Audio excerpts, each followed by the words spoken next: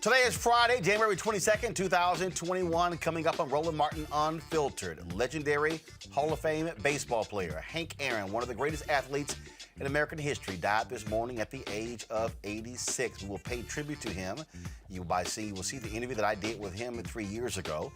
We were at the Global Hope Forum in Atlanta also. Some of when I was honored by Hank Aaron in 2017 with a Champion of Justice Award. Also, we'll hear from Hall of Fame baseball writer Claire Smith, Howard Bryant, who authored a book on Hank Aaron. Also, we'll talk to Dr. Greg Carr, as well as Gary Howard, one of the first black sports editors in American history. So we're going to pay tribute to one of our greats. Also, history was made today when the U.S. Senate confirmed retired General Lloyd Austin as the first black Secretary of Defense in American history.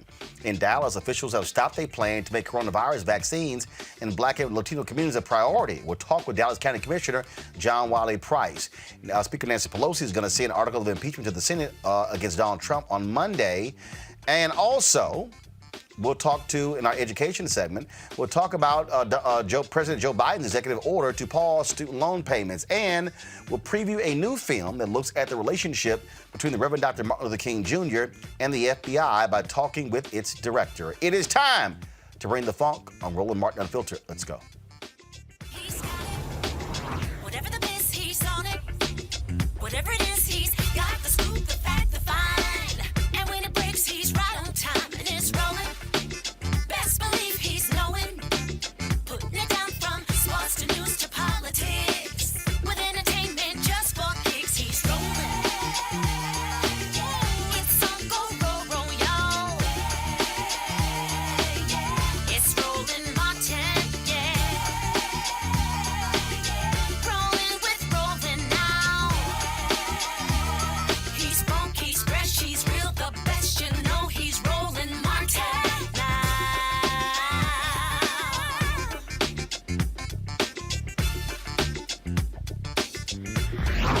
Martin. Folks, today we lost the great legend Hank Aaron. He, of course, when he set the Major League Baseball record, 715 home runs, held that record for 33 years. Many say he is still the record keeper of that. In addition, when he retired, he had 23 Major League records. He passed away this morning in Atlanta, his longtime home, at the age of 86. His nickname was Hammering Hank, and is one of the greatest baseball players of all time. In 1973, he endured racist death threats while breaking Babe Ruth's all-time home run record. During his career, he made 25 All-Star teams and won the National League MVP in 1957. Hank retired from playing baseball in 1976, and 1982 was inducted to the Hall of Fame in Cooperstown. He's also in the Atlanta Braves Hall of Fame. The Braves retired his number 44. Many folks took to social media today to pay their respects to Hank Aaron. President Bill Clinton released this statement saying, with the passing of Hank Aaron, baseball has lost one of its greatest heroes. America has lost an inspiring role model and philanthropist, and I have lost a wonderful friend. My life was blessed by his friendship, kindness, and generosity. I first met him during my 1992 campaign when on the weekend before Election Day, he appeared with me at an event in Atlanta. President Barack Obama tweeted, Hank Aaron was one of the best baseball players we've ever seen and one of the strongest people I've ever met. Michelle and I send our thoughts and prayers to the Aaron family and everyone who was inspired by this unassuming man and his towering example. Former baseball player Barry Bonds, who broke Hank Aaron's home run record, tweeted, rest in peace, Hank Aaron, a true baseball legend. He added, thank you for everything you ever taught us, for being a trailblazer through adversity and setting an example for all of us African-American ball players who came after you. Folks, I'm going to read some more of these here in a moment. Right now, we're going to play for you the speech of Hank Aaron when he was inducted to the Hall of Fame in 1982. Thank you very much, Commissioner Kuhn, league presidents, other distinguished guests, ladies and gentlemen. I feel a great sense of humility, gratitude, and appreciation for this day and for what it means to me and my family. I'm extremely proud to be joining a group of men who performed on the baseball field, epitomized the highest and the best in professional athletics. I'm pleased to be joining them in the company of Travis Jackson, Happy Chandler, and Frank Robertson, some of baseball's greats. I also feel especially proud to be standing here where some years ago Jackie Robinson and Roy Campanella proved the way and made it possible for Frank and me and for other blacks hopeful in baseball. They proved to the world that a man's ability is limited only by his lack of opportunity.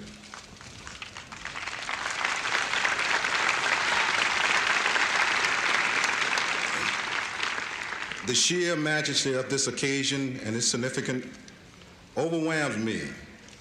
For truly I reflect on my life, and particularly my 23 years in baseball. I am reminded of a statement I once read, and I quote, "The way to fame is like the way to heaven, through much tribulations." It had been for me, to quote a very popular song, a long and winding road. Nevertheless, I have been extremely blessed in my lifetime.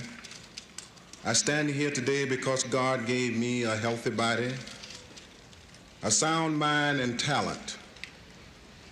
For 23 years, I took the talent that God gave me and developed it to the best of my ability. 23 years ago, I never dreamed that this high honor would come to me. For it was not fame I sought, but rather to be the best baseball player that I could possibly be. I grew up in a home where there was little in the way of material goods, but there was an abundance of love and discipline. We therefore had much to share. And so too is this occasion for sharing, an occasion for thanksgiving. For I did not make this journey alone.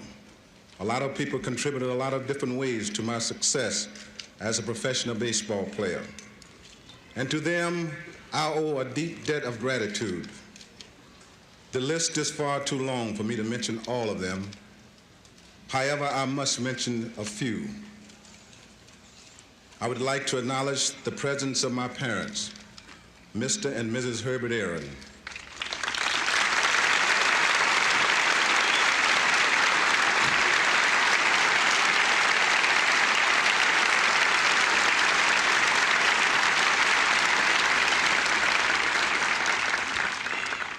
Without whose love and encouragement this day could not have been.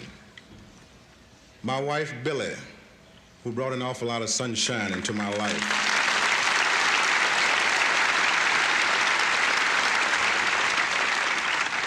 And I'd like to introduce my children, Gail,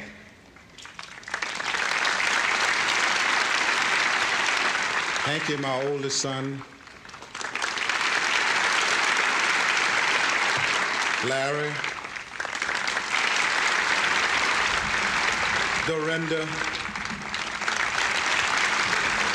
and Cece.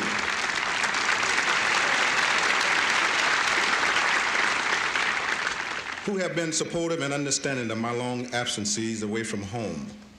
My sisters and brothers who have always been some of my biggest fans. My teammates of the Milwaukee Braves, the Atlanta Braves, and the Milwaukee Brewers. Thank you. I want to thank the wonderful people of Milwaukee and Atlanta, where I spent my baseball career. I also would like to thank Mr. John Mullen, who was introduced earlier, Mr. Bill Bartholomew, and also my boss, Mr. Ted Turner from the Atlanta Braves. Thank you for coming.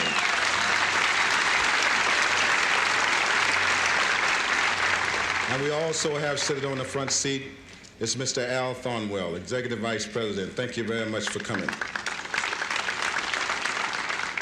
Finally, I'd like to thank some special friends and family who traveled here to be with me on this occasion.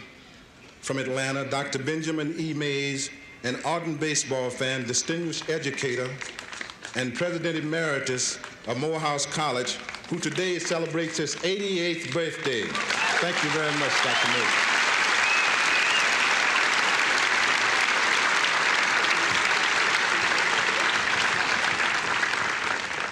I would like to thank the Locketts, Sam Frankel, my in-laws, the McDaniels, and the Swedes.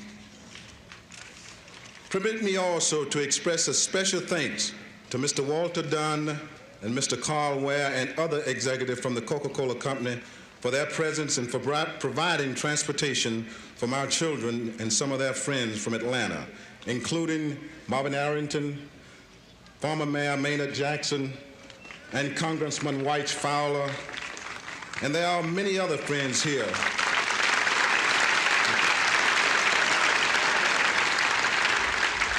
And there are many other friends here who I just cannot mention all of them. All of you have touched my life in a very positive way. I am so very grateful to you and so pleased that you could share this evening with me. Thank you very much.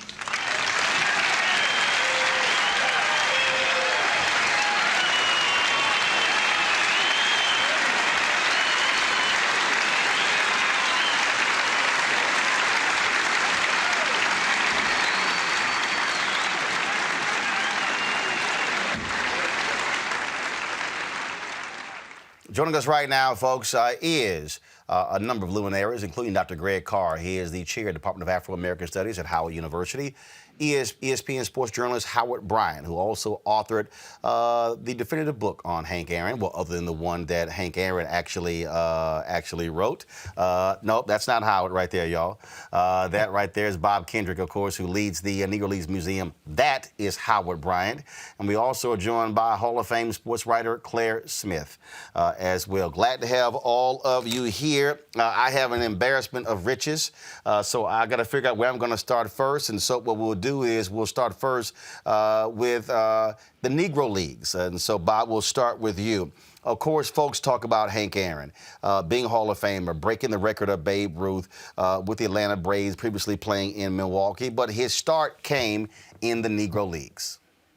Yeah, no, it did. And it's one of those awakenings, Roland, for so many visitors who come here. You know, many of us who are baseball fans really did not know of the fact that Henry Aaron's illustrious professional baseball career began in 1952 with the Indianapolis Clowns. Came to the Clowns 18 years old, skinny, cross-handed, hitting infielder, shortstop. And I'll never forget my dear friend Buck O'Neill, who says they're playing the Clowns in spring training in Mobile. And so he goes out to exchange the lineup card with Buster Hayward, who was the Clowns manager. And he looks at the lineup card and he sees that there's this name Aaron batting in the third spot. And he says, Buster, who is this kid Aaron? And Buster Hayward says, oh, Buck, you got to see him. And Buck says, okay, well, we'll see what he got. Well, rolling by the end of the day, young Henry Aaron had gone 4 for 4 with 2 home runs. And so Buck and Buster are out for dinner that night. And Buck says, well, Buster, I ain't going to have to worry about that kid Aaron by the time you get to Kansas City. Then what you talking about? Oh, man, somebody going to sign him. And true enough, the Boston Braves would eventually sign him away from the Indianapolis Clowns and set sail on what becomes one of the greatest baseball careers ever. But in many ways, he validates the talent that was there in the Negro Leagues. Claire Smith, you are a Hall of Famer, so I will go to you next.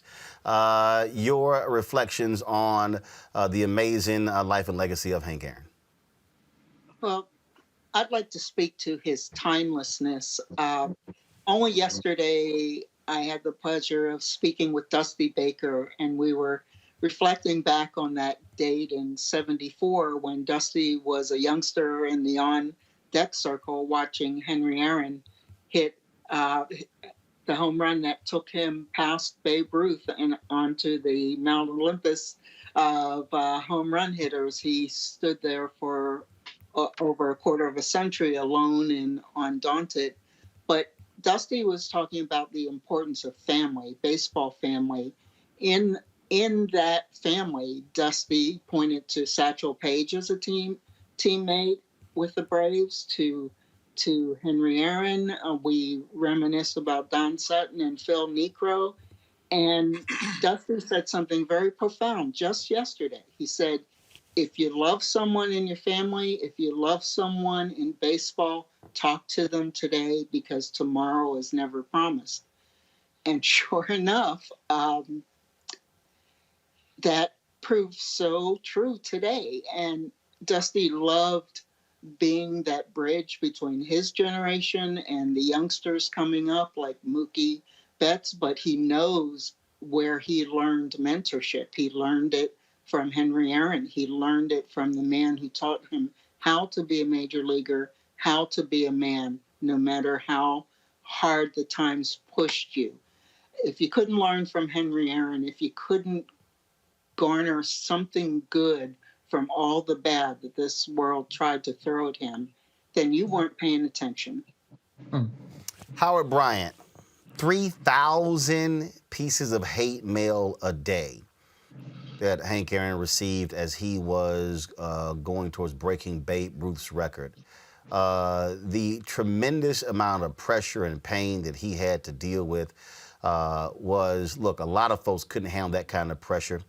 You spent time with him authoring this book. Just share your thoughts. Well, it's just an incredibly heavy day, and I can appreciate absolutely Bob and Claire as well. Claire, I just got a text from Dusty who said, there's a sickness in my heart right now.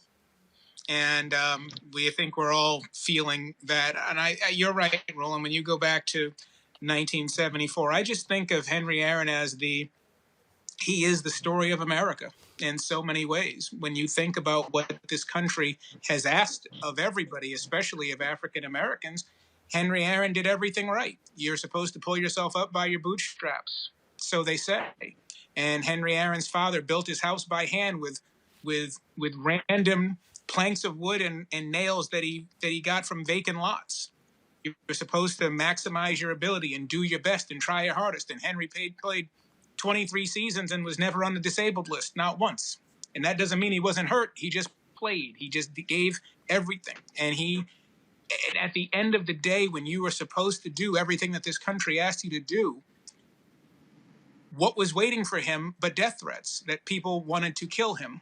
And that is the thing that I always take from him whenever we talked about these things. It wasn't that he wasn't aware of what took place or that he forgave what took place, is that America caught up to him, and he was able to enjoy, I would say, the last 25, 30 years of his life and recognizing that the rest of the country caught up to him and not the other way around. Dr. Greg Carr, Mobile, Alabama, goes to the top of the sports world, hated by many, adored by many, but he does it all with tremendous grace and steel of resolve. Roland, first of all, thank you for doing this. Thank you for inviting me into the conversation with these heavyweights, with these people who everyone, if you don't know the names of these three people right here, you need to know them. Brother Bob, when I go to the shrine at 18th and Vine, I always linger around the fact that this brother came out of the Indianapolis Clowns. And if they included those statistics, which of course what am I saying? I'm torn up, brother, which is why Howard, the title of his book, The Last Hero, that's who we talking about with Henry Aaron. Like Howard said, they not counting y'all can't count them Negro League statistics. They're not gonna count Henry Aaron's 1952 when he batted .467. If they did, he'd be even over the top. I mean, you take his 55 home runs out of his record, he still got 3,000 hits. This man, I guess I'm sitting here and I'm thinking about the fact that as a kid growing up in Nashville, Tennessee, there were two teams we kind of cheered for. One, the Cincinnati Reds, because we could hear them on the radio. They had a Clear Channel AM station, and Joe Morgan and all the black players, Ken Griffey's daddy, all them. And then the one to the south, the Atlanta Braves, Ralph Garr, Dusty Baker, who, according to Howard, is one of the only people who could call him Hank, because I'm just reflecting on the fact that his name is Henry. All these white sports writers, the same way Roberto Clemente said, no, you're not going to call me Bobby. They said they try to put Jackie on Jack. Henry Aaron, finally, and Willie Mays, brother. I tell my students this all the time. And I show them the picture of him hitting that 715th home run and his mama hugging him. and I repeat the story that is told, because I'm from Nashville. I was about 8, 9 years old when they said Gail was going to be kidnapped from Fisk. He's getting part of that damn near million pieces of mail he got that he kept a lot of it. And his mother, according to the Lord, says, I'm gonna jump up around your neck and hug you, because damn it, if these snipers are gonna shoot you right now, they're gonna kill me too, because it'll kill me to see you be killed. And brother, 2 brothers, I guess Billy Williams is still alive. I don't know what it is about Alabama producing them Negroes, but I tell you what, what I tell my students all the time in April when I show them that tape, I say, this is white Major League Baseball we're talking about, because there was black Major League Baseball. And in their dying gasp, the Negro League sent out a Mobile and Birmingham, 2 Negroes that rewrote your entire record book. That is the gift of black folk to baseball. The hammer, the last hero. I'm taking this hard, brother. So I'm just glad to be in here with y'all. The point that Greg just made is something that I often say, that the major league talent was in the Negro Leagues. It was only called the major leagues because the white folks had money and they had better stadiums, better uniforms, better travel, better food. But Dizzy Dean knew where the best talent was, and the best talent was in the Negro Leagues. And I say that all the time on the show because I purposely do that because I need black people to stop allowing white supremacy to see what was black as less than, when the talent, because after Jackie Robinson comes in, who was the rookie of the year every single year after that? And so that's what the talent was. And so Aaron is born out of that tradition where if you couldn't play ball, you don't make a Negro League team. There were no scrubs on Negro League teams. And I think, Roland, that's what we try to impress upon people. And so I know Howard is, and you guys are familiar with that picture. And it's my favorite picture in the entire museum. And that is a picture of a young Henry Aaron, 18 years old, standing at the train station in Mobile, Alabama, about to go leave home, likely for the first time, to go chase that dream. And Howard, he told me, he said, man, I didn't know if I was leaving home to go play with kids my own age or grown men. And as you all know, he was going to play with grown men. But those grown men with the Indianapolis Clowns embraced young Henry Aaron, because when Henry Aaron made it, Henry Aaron took a part of them with him. And for us at the Negro Leagues Museum, that single nondescript photograph is a validating point. Yeah, all of a sudden now Henry Aaron validates all these other people that I've been talking about. You know, Claire's been here on the tour, and we talk about Josh Gibson and Cool Papa Bell and Boo June Wilson, Hilton Smith, Ray Dandridge, all these legendary stars, and people are very respectful. You know, but I know that they're looking at me saying, okay, Bob, they were probably good, but I don't know if they're as good as you say they were. And then you see a young Henry Aaron, or you see a young Willie Mays, who had, before Mr. Aaron passed away, the 2 greatest living major leaguers both come out of the Negro Leagues. And all of a sudden, maybe you gain a better appreciation for just how much talent was there in the Negro League. And so he leaves a tremendous void. Just like all the panelists, my heart is heavy. He was my all-time favorite baseball player. He was my childhood idol. He is the favorite person that I've ever toured. And I had a chance to take Howard, had a chance to take Claire, and I love touring them. But Henry Aaron is the all-time favorite person I've ever toured through this museum. And it was by far the greatest day in baseball. So this is not only professional, it is personal. And his passing leaves a tremendous void here at the Negro Leagues Baseball Museum and with the Negro Leagues family by and large. And so I hope people do glean a better understanding and appreciation for just how much talent there was in the Negro Leagues. You know what, Roland? One quick thing, and is that, you know, Claire knows this too. You know what Henry was doing when he died? I talked to Henry to wish him a Happy New Year a couple weeks ago. And we were talking about things, and he's at a project going. There are 7 high schools in Jackson, Mississippi, that don't have fields. Black high schools that don't have fields.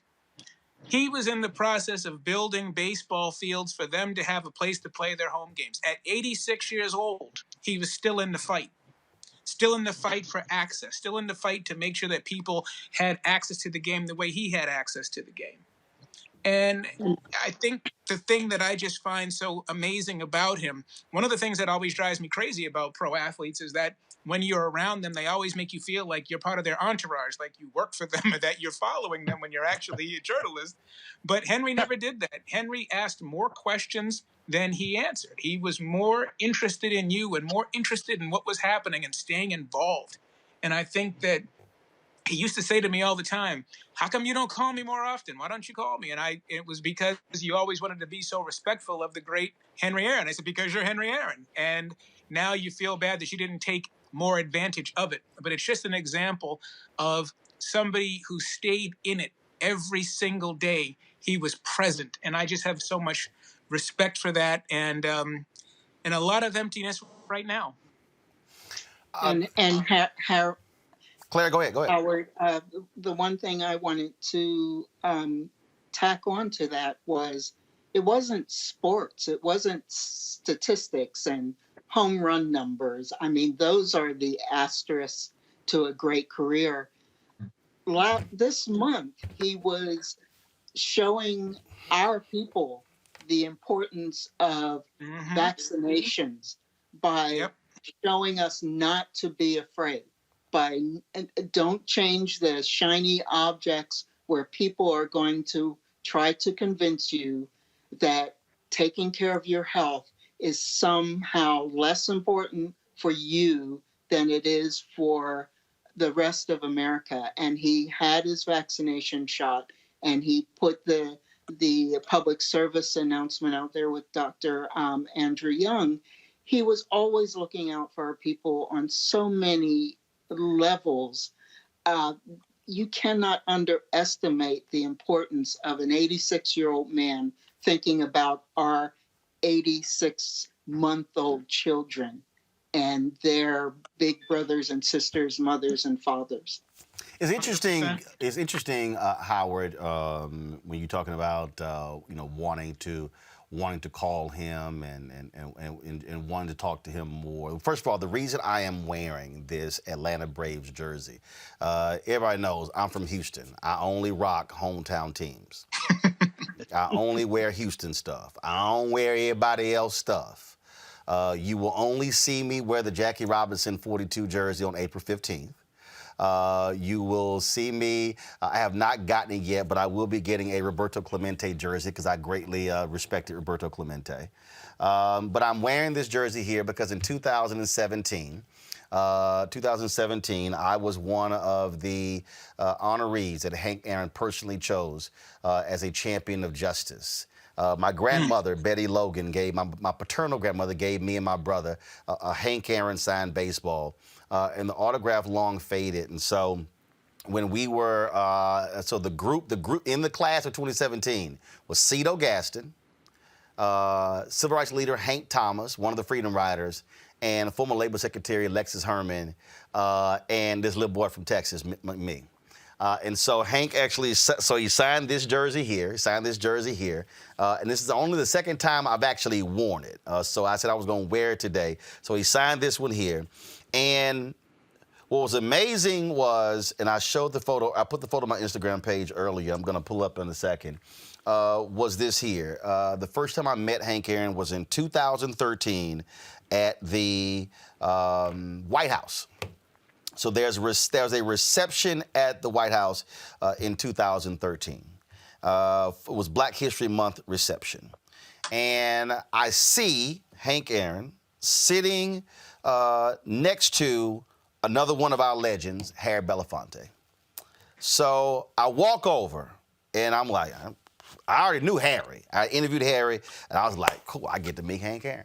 So I walk over, Claire, and I walk up, and I said, Mr. Aaron, I have been waiting to meet you. So he turns around, and he goes, so he starts getting up. Now, mind you, him and Harry are sitting there with their canes, okay? They get both with their canes. And I said, no, stay seated. He said, no. He said, I got to stand up for this. And I'm like, okay, all right. And he says, I need you to understand, Dr. Carr. He said, I've been waiting to meet you. I've been watching you. And begins to talk about how much he's a fan of my work. And I'm sitting there like, oh, hold up. How's it supposed to be reversed? He said, no. I need to stand up for this. And began to sit here and talk, and we began just to talk, and after that, I would run to him at the airport when he would fly into D.C., would see him and his wife, Billy, and that's when we went to Atlanta. He spoke at the Global Hope Forum for John Bryant in 2017, 2018. We're going to be streaming that panel conversation that he did with Ambassador Andrew Young after this show. And was just always a gracious man and had the most unbelievable smile. That was Hank Aaron. Yeah. 100%. Yeah, no doubt. You know, my fondest memory. Bob, go ahead then, Greg. My fondest memory, guys, is we had him here in 1999 for his first visit to the museum celebrating the 25th anniversary of him breaking Ruth's record. We have an event across the street from the museum, Roland, at the Gym Theater, and an amazing conversation. But after the conversation, this kid from Crawfordville, Georgia, gets to sit down with Mr. Aaron and his wife, Billy, and Howard, a platter of Gates barbecue ribs. And I'm sitting there eating ribs with my childhood idol. It doesn't get any better than that. And every time he and his wife saw me, or they came here to Kansas City, they were like, "Don't you have some ribs with you?" No, it's just tremendous, and I tell you, there's so many different stories and things that you talk about with Henry. But I think what I really enjoyed most about dealing with him and talking with him was the number of times he would go out of his way to talk about things that interested him. And I just love that he wasn't the type of person where you would always just sit there and talk about him and his records. I remember, because he was a huge tennis fan, we used to sit there and talk about Venus and Serena. He has a tennis court in his backyard in Atlanta. And so it was just fascinating. I just love the range, and and Claire, you know this too, the fact that he and Dusty and these guys, there is a black baseball family that the other sports just don't have because of baseball history. And one of the things that Henry was always concerned about, and one of the things that Dusty is very concerned about now, is whether or not today's African-American players and today's biracial players, if they understand how important those links are.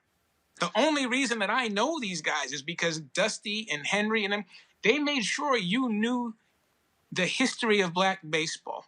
And Bob, Claire, Greg, this is us. This is a part of who we are as the culture. Yes. And that can't, and Dusty, I remember when Dusty was managing the Nationals, he was like, I don't think these brothers even talk to each other that much anymore. This is the real thing. And he was very concerned about that link to history disappearing. Greg? No, I'll just say one other thing. Howard, that's so important, brother. When Dusty Baker was managing the Nats, I would go all the time because of Dusty Baker. I haven't been back since they let him go. My commitment wasn't to watch the Nationals. My commitment was to Dusty Baker. And Claire, when you talk about talking to him and with him, I think about the fact that it is that bloodline link, that link of memory that has kept our people going. Looking at that clip at the Hall of Fame, and I think about this now because I'm going back in the classroom next week, and we're going to talk about this. I'm going to show that clip. Why? Benjamin Mays? Right. Benjamin Mays. Wait. Marvin Arrington, Maynard Jackson. When and where Henry Aaron entered the room, Henry and Billy Aaron, they were institutional memory keepers. It wasn't even about sports. And so, it strikes me that Mobile, Alabama is the place where the last documented ship of enslaved Africans came in 1860. One of the people on that ship was a brother named Kasula Lewis. He passed away 1935. That's the year after Henry Aaron was born. So understand that when Henry Aaron went about his business in philanthropy, Henry and Billy Aaron, when they went about their business in institution building, when they've been about their business in education, forget the craft of Aaron, which is what we're going to hear all these other places talking about. All these other places are going to call. But when you hear a Claire Smith, when you hear a Howard Bryant, when you hear a Bob Kendrick, you are looking at memory keepers. And the young people especially have to understand that's the only way we're going to. And Henry Aaron is definitely a symbol of that. So love to his wife, to his children, to the family. We surround you in love because you showed us with your work how much you loved us. Claire, Howard talked about, Greg talked about the connection with the issues, the social justice issues. Well, that night when we were honored at the Atlanta Braves Stadium, we were in the suite. We were there with Hank Aaron. And I got a chance to chat with him about Colin Kaepernick. And we talked about it. And while we were talking, I asked him, I said, had he ever met Colin Kaepernick, ever talked to Colin Kaepernick? He said no. So I then called Colin Kaepernick and put those two on the phone where they got a chance to talk, where Hank Aaron praised Colin Kaepernick directly and wanted him to know how proud he was of him and what he actually meant. This was the interview where Hank Aaron talked about Colin Kaepernick. Step in. So we sound fine? Feel good? Hank, you had some thoughts about Colin Kaepernick. I do. I think he's. No, it's not. I think. Hold it again.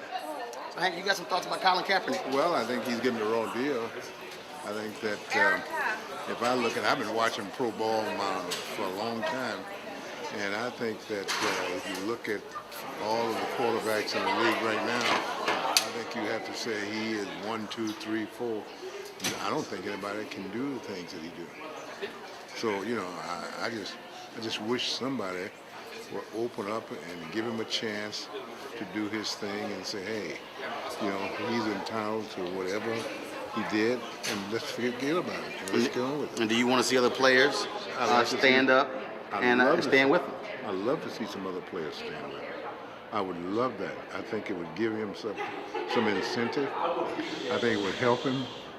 I think the thing that bothers me about this whole situation is the fact that he has gone to all these camps, I suppose, and nobody seemed to think that he stands a chance of being number one. Here's a man that a young player who almost carried a team to a championship, to a Super Bowl. I remember that because I was a Raven fan and he was playing against my team, the Ravens. But be that as it may, I think that somebody needs to give this young man a chance. And clearly owners are making a decision that they do not want him signed. I think this decision is coming from the owners. I don't think that it's coming from the general manager.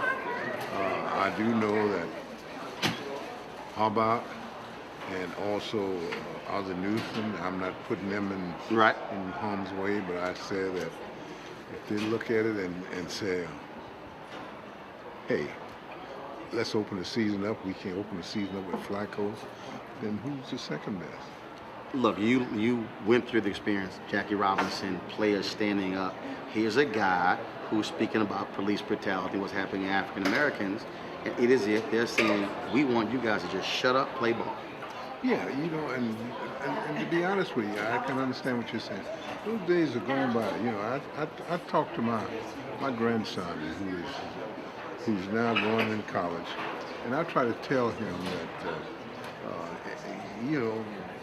when you're stopped by a policeman or something, unfortunately, you have your own right. You can tell people what to do. Now, when I was growing up, to be honest with you, many, many years ago, my mother always told me, say, if you got stopped by a cop, just throw your hands down and that's the end of it. But today, these kids are very smart. And they understand and they know exactly what's going on. Well, Colin was very appreciative of your words when you talked to him. Yes. And I really enjoyed speaking with him. And I just hope that somebody, I really do, I just hope that somebody will find a way to give him a chance to play. Got it. All right. Thank you. Appreciate it. Thank you. Thanks for the honor. Thank you. Always good seeing you. Thank you. All right. Claire Smith, when I released that, ESPN, Fox Sports, everybody and their mama called me all across the country, reporting on what Hank Aaron said. And to Colin, that meant a whole lot to have a Hall of Famer legend like him tell him directly, you keep doing what you're doing.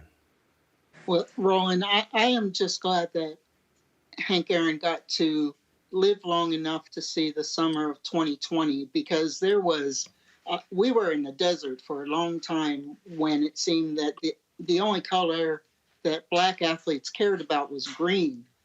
And this past summer, thanks to the LeBron Jameses of the world and the Mookie Bettses, there might only be a handful, but they stood up and they spoke and they said, we're not playing. And their white and Hispanic teammates said, we're not playing if Mookie doesn't play. And I hope that made Hank Aaron proud, because I know Jim Brown had his back. I know Muhammad Ali had Bill Russell's back. I know Bill Russell had Willie Mays's back. And it was about time that our athletes stood up and had the backs of people who didn't have voices. And I hope that made Henry happy and proud. Howard Bryant, your thoughts again about what Hank Aaron said in that video and how he served and he understood the importance of affirming the next generation. Well, there's no question I felt like when I wrote Last Hero, I took one of the biggest risks that I think you could possibly take. And I'm not sure it's happened before in any other biography, which is there's a chapter in that book dedicated to somebody else. Who gets a biography? Who gets a chapter in somebody else's biography? But there's a chapter in there dedicated to Jackie Robinson. And when I talked to Henry about it, part of the reason was because it wasn't just the cliche of him saying we owe Jackie Robinson a debt of gratitude. He really believed, he's like, Jackie Robinson changed the entire trajectory of my life. Jackie Robinson made what was possible for me possible. He gave me a pathway. He said, Jackie was a veteran. Jackie was college educated. He said, I had nothing. I had no plan B. Baseball had to work. Otherwise, I don't know what I was going to do. And so the reason why I bring that up is because he understood the importance of recognizing what it meant to have a previous generation to be influenced by somebody, and therefore it was important to him to influence the next generations. You listen to the way Ralph Garr and the way Dusty and the way Jimmy Wynn and the way all those guys used to talk about Henry. It was that paying it forward. And then the way this new generation as well would talk about this reverence for him. It wasn't just because he was an amazing hitter who never struck out 100 times in a season. It was because of who he was as a person in terms of actually walking the walk. It's very rare. Bill Russell, the great basketball player, tweeted this out today. Heartbroken to see another true friend and pioneer has passed away. Henry Louis Aaron. Folks, if y'all got the photo, please show it. Henry Louis Aaron was so much better than his reputation. His contributions were much more than just baseball. Janine and I send our deepest condolences, love to his wife and his kids. Again, Bill Russell, the great. Those are the type of individuals, players, Greg, who come from another era. What happens today, I think, is people look at a Bill Russell, they look at a Hank Aaron, and they see them as these old, gentle giants. But these were brothers who were on the front lines of history, who were going through what we're talking about, who were experiencing the sheer hatred of America and excelling at the highest level. No white athlete had to deal with what they went through and still win, and still be the best in their position. And in Aaron's case, unlike Mays, who was in New York and San Francisco, unlike a Mickey Mantle or whoever else is in these big, this man is in Milwaukee. and in Atlanta. And, again, just sitting here listening to giants who have chronicled our story. And when I hear you, Claire, talk about being glad that he was able to another generation, black women in the city where he lived stand up against their owner and say no more.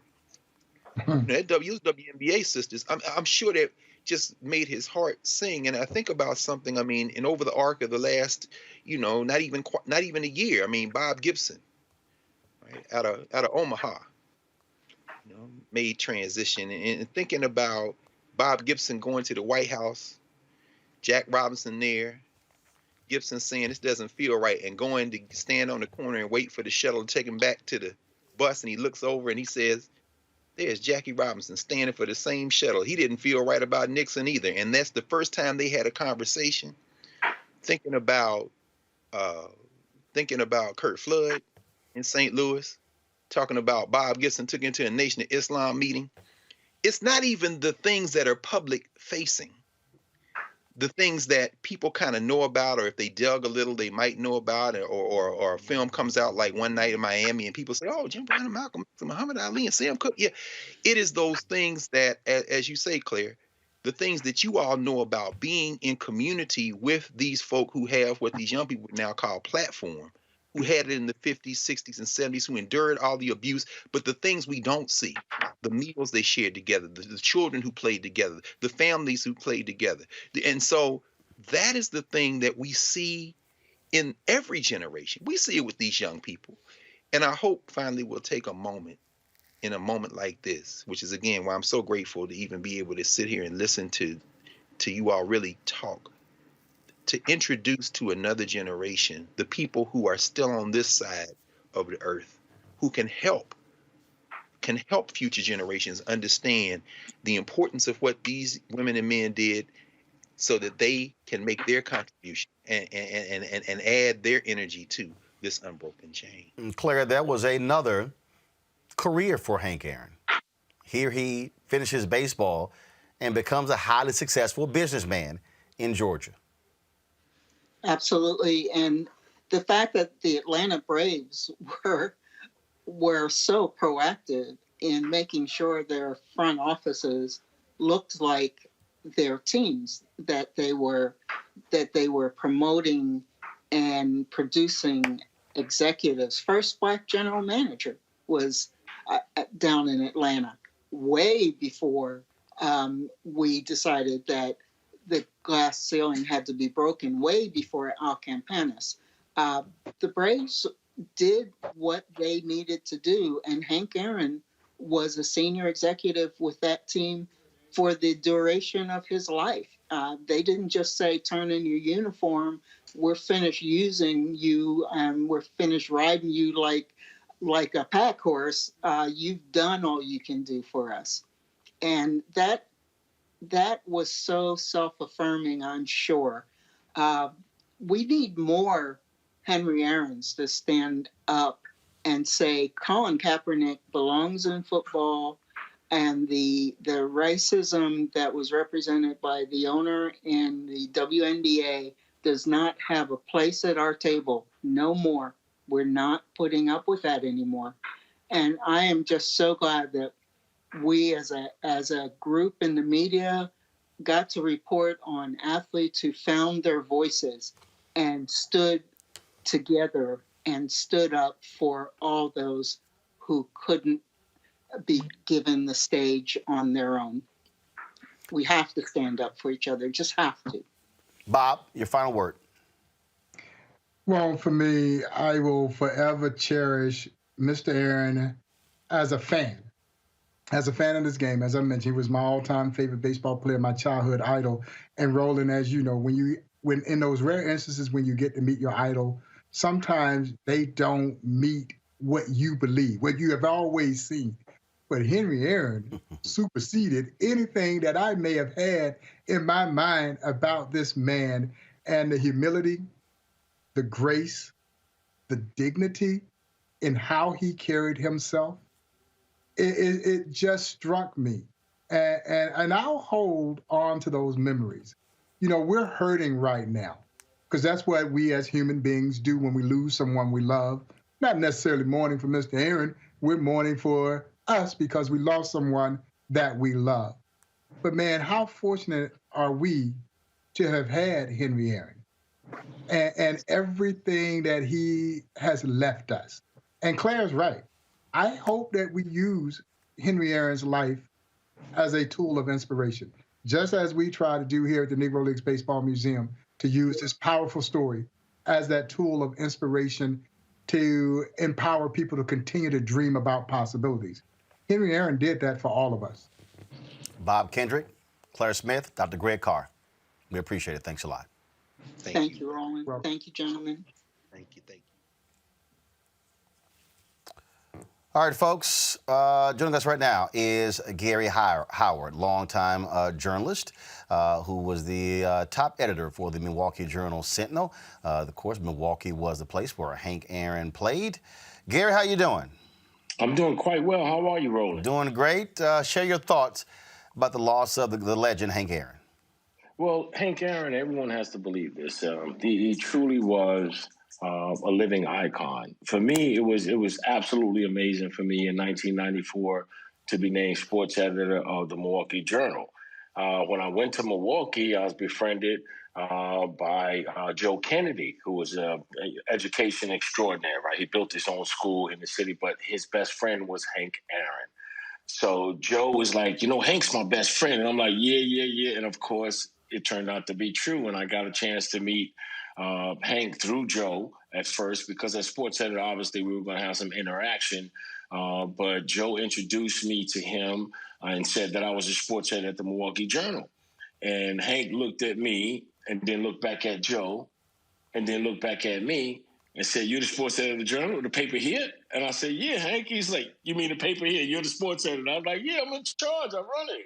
And it was such a hell of a moment because Hank laughed. He laughed like "You really are for real?" And I said, "Yeah, times are changing."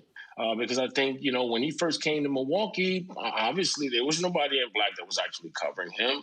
To actually see a living, breathing sports editor in the city where he had actually started before the franchise moved to Atlanta, and what he meant to me personally, it wasn't just what Hank did on the field. First of all, he was the pillar of consistency. All right, 24 All-Star games, 755 home runs, just a pillar of consistency. But what he went through is what every one of our kids should understand, Roland, is that this man went through hell and still came out with a grace about him. I've met pretty much every superstar from the 80s, 90s, but Hank Aaron had a humbleness about him that I really want to share with all of your listeners, Roland. This was a humble man. I said, "Hank, like, you smack it over the fence in a minute." He said, "Well, they couldn't throw the fastball about me. The best chance they had was a changeup, right?" Because I'm smacking a fastball over it. He was confident who he was, but to endure all the things that he went through to be successful as a baseball player, to break a color line, to be a living icon, and to actually try, to change the front offices in baseball. He's just an amazing man. I just have so much respect for him and my frat brother, Joe Kennedy, who built his own school in Milwaukee, thanks to Hank. All right. They were best friends for over 70 years. And to have a friendship with Hank where I actually got to interact with him over the 15 years I was sports editor in Milwaukee, it's just one of the best things of my career, Roland. Gary Howard, we certainly appreciate it, man, for sharing your thoughts about the great Hank Aaron. Thank you so much.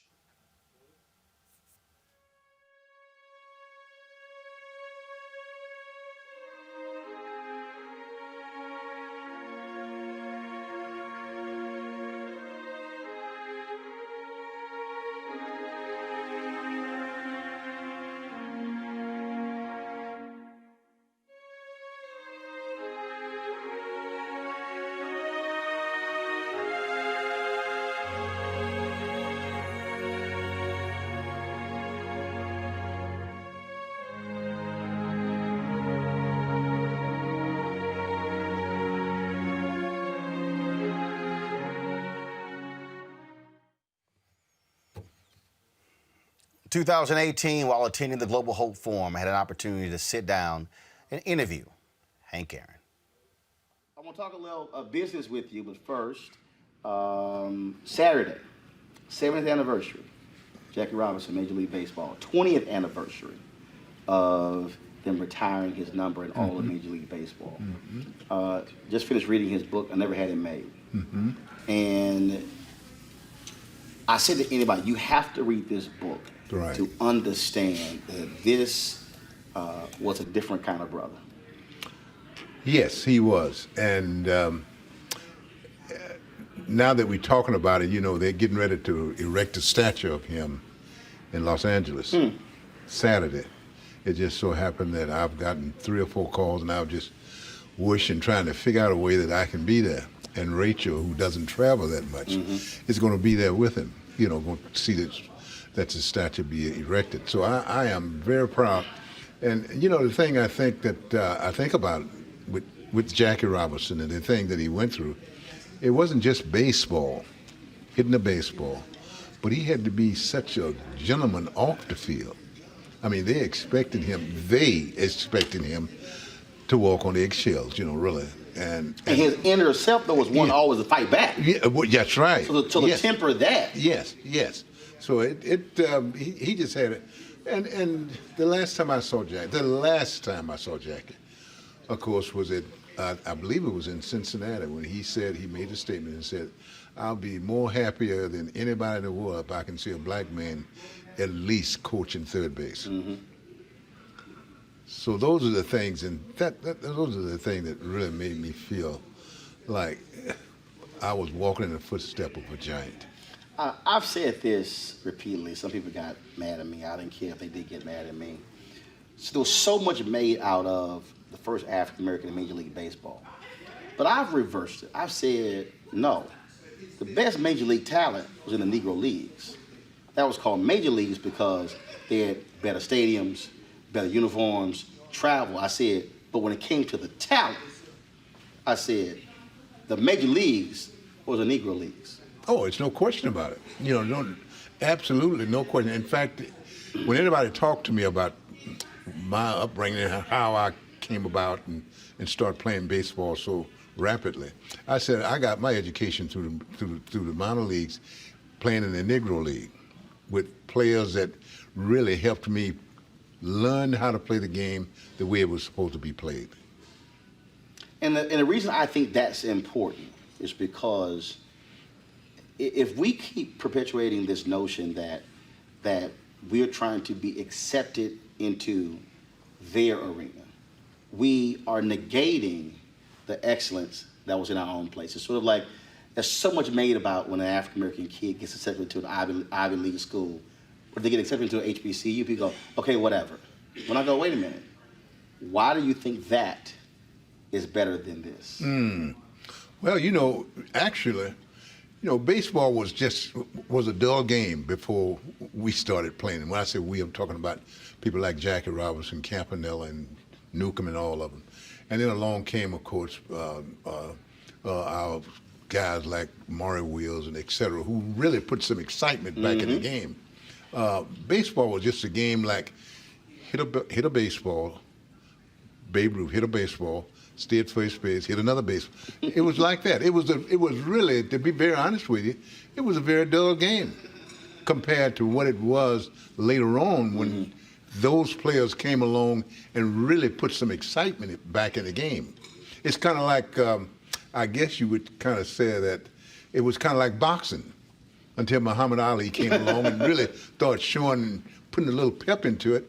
You know, it was substance and style. Yes, that's what it was, you know. And that's the way baseball was, you know. Jackie Robinson retires, goes into business. You finish playing, go into business. Folks don't talk about the reality of how sports legends also begin to break barriers when it came to the business side. Because up until the early 1970s, African Americans were not allowed into corporate America. Well, you're absolutely right. And I'll tell you how I got into it, really. I was traveling on a plane one day, and I happened to be on on the same plane as Mr. Frank Bellotti, who owned Church's Chicken at the time, who was involved in Church's Chicken. And he asked me, did I want to go in business? And I said, yes, I'd love to. He said, well, what, do you want to open up a restaurant? I said, yes, just give me an opportunity. And it's like anything else, all we want to do is just give it a chance and make the playing field a little level so we can have the same opportunity as you had. Give us a shot. That's all we want. And I said, just give me an opportunity. He said, do you know anything? I said, I don't need to know it, just give me an opportunity to do some things that I wanted to do. And he did. And I went from 1 to 2, and what do we got now? I think we got something like 25 or 30 restaurants. And then you went to other areas. I went to an automobile business. Yeah, I got that. And so all we wanted to do, as I said before, and I keep saying this, in everything, no matter what it is, we had the President of the United States did such a marvel and a hell of a job. And there is absolutely no reason that we can't do anything that we want to do once the playing field get level and we can have an opportunity to do those things. Obviously, today is different when you see baseball players making 100, 200, 300 million dollars. They don't have to create that second career. But what do you say to them when it comes to making that amount of money, the kind of impact they could have post-baseball career? And I think about that. I think about when I first started playing baseball. I started with $5,000 a year as a salary. That was my salary. And playing in the Negro League, I made $200 a month. But, I didn't let that stop me from doing what I had to do. I realized that things were going to get better. And I realized that if I keep my head above water and do what I was supposed to do, that I was going to make as much money as I wanted to make and share it with as many people as I wanted to share it with. And that was the most important thing. We go through so much when you look at just the history of the black athlete. You look at it, whether it's basketball, whether it's baseball, whether it's football. And there's no doubt, I believe, that you can tie in the advancement of African Americans in civil rights in this country to the success of black athletes, making it clear, as you said, as what James Brown said, just open the door and I get it myself. Right. Well, they forget about Kurt Flood. And if it don't be for Kurt Flood, the millions of dollars who these athletes are making now would not have a chance. And basketball forgets about Spencer Haywood. Yes, I think about all of these things, and I had a chance to look at some of the athletes, especially some of the athletes that was played way back, Bill Russell and et cetera. You can go on and on and on, who paved the way for all of us to be where we are. I realized that just because I was making $200 a month or making $5,000 a year, that I wasn't going to always stay there. If given the opportunity, and I fought like hell to make doors open for me, to show people that if given the opportunity, not only me, but every black can do the same thing. Is that why, for you, speaking at this conference is important? Because you're talking about creating opportunities, and this is about connecting people. It's about relationships. It's about somebody who has an idea, who's looking for funding, who's looking for somebody who says, I believe in you. It is. It gives me a chance. Of course, I've been knowing Andy for a long time, but it's given me an opportunity to talk to so many young people and people who have been able to make some money, but also been able to say, well, just because I make money, it doesn't necessarily mean that it belongs to you. You have to learn what we have to do. And I say this, I think the most important thing is that we have to learn how to share. We have to learn how to share whatever our wealth is, if we make $10, we ought to learn how to split that down and share it with others. And that's what I like to do. Do you miss the locker room? Do you miss mixing it up, the relationships? And have you ever been able to replicate that?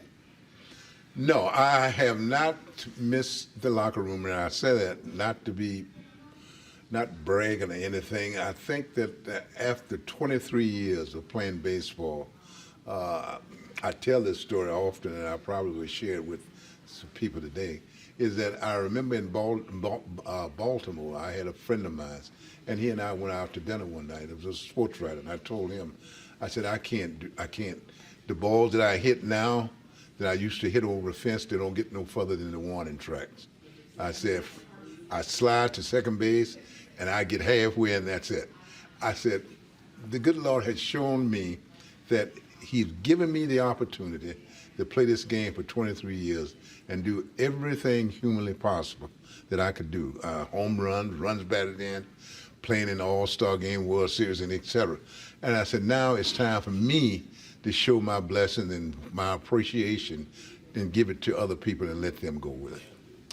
You talked before we started rolling cameras, you talked about going to family graduations, Yes. children. Yes. Do they really understand your greatness? You know, my granddaughter does very much so. She's into sports, and every time I go up there to visit her, she says, "Papa, please, I want you to be interviewed by a sports writer."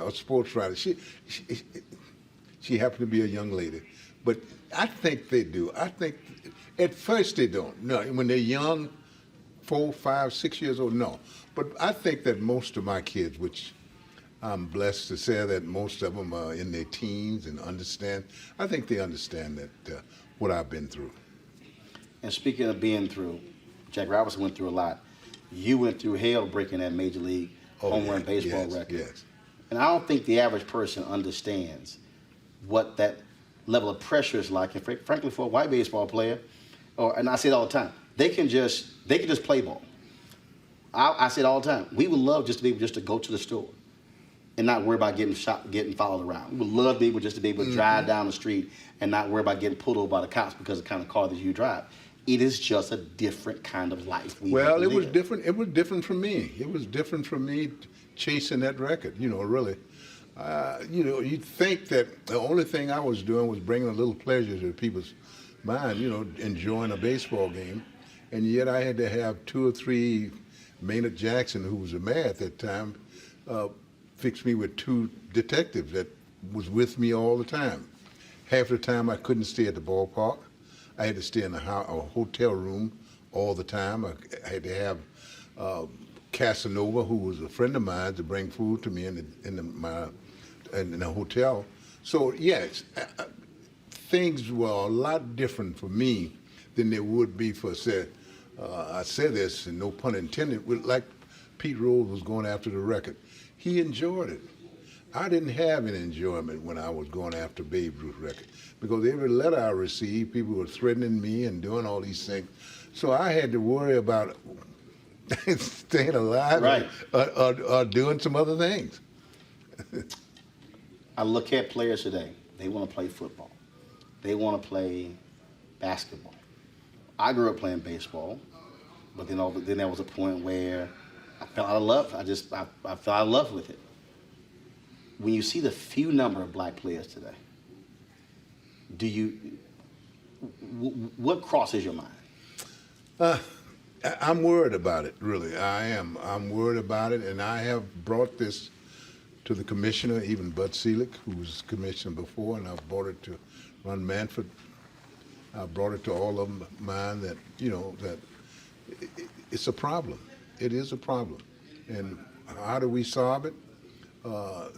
It's a long issue. Really, it's something that I think that if you think about, when you think about the economic struggle that and I'm talking about we as black folks have in this country, if it's a struggle, we gonna feel the pinch. Black folks gonna feel it more than anybody. And when we talk about baseball is a very, very expensive sport, because you have to have the right field to play on, you have to have the bat to play with, the glove to play with, and if your mother and father is not working to do these things, she can't do you. It can't do you any good. So I think that in all, I think that I just like to.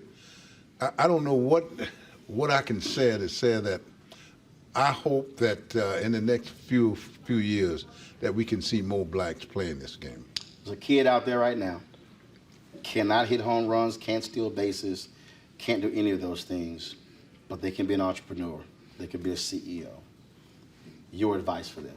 I think that the thing that I tell most kids, most young people, that's in fact, if they don't want to play baseball, there is things that they can do. The most important thing I think I try to tell all kids, that there is no shortcut in life. Make sure that, if you want to play baseball, take it one step at a time. Some people can jump over a double-A ball and get to the major league, or you can do things the right way. Now, if you want to go into business, you got to treat people right.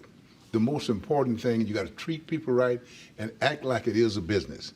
The most important thing, when I was the automobile business, or whatever I did, I didn't care whether a customer came in my store and was going to spend $1.50 on a flag or anything. I treated that customer the same way that I would treat a customer that came in and had his motor overhauled. So I think that you got to learn how to do that. All right, then. Hammer and Hank Aaron, we appreciate it. Thank you. Thanks a bunch. Thank you. Henry Hank Aaron, dead at the age of 86. We'll be back on Roland Martin Unfiltered.